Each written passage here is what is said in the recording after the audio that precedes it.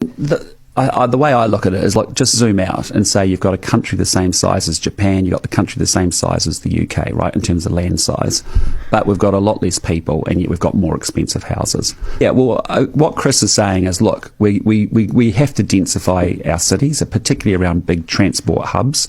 If you take a city of the scale and size of Auckland and you look at it comparably to, say, Brisbane or even parts of Sydney, subparts of Sydney, what you've done is densify over transport hubs. And if you go out to, Chris and I recently actually opened a build-to-rent facility out of Sylvia Park, Residio.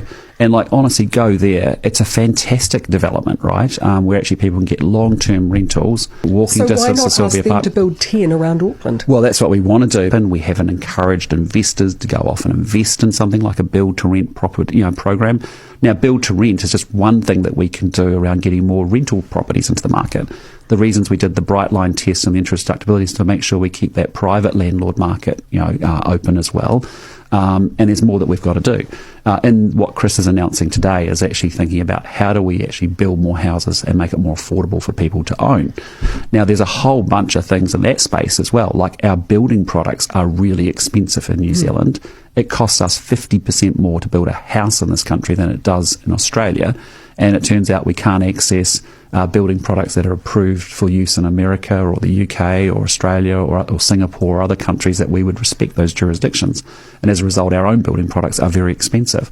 So that's one little thing that you've got to do. You've got to work on as well. But what Chris is saying is, look, big cities, tier 1, tier 2 cities, should actually be very clear, like other countries do all around the world, to say we are rezoning land that actually will be parked for residential development over the next 30 years.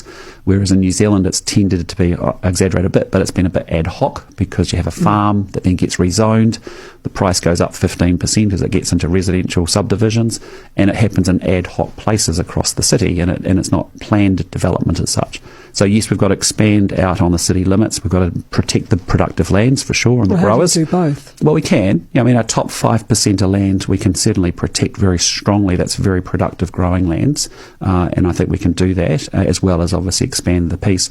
But you've got to look at places like Panmure, where we've got big potential transport hubs, and you say that's a good place to densify and put high rises into, as we've seen in parts of Sydney over the years as well.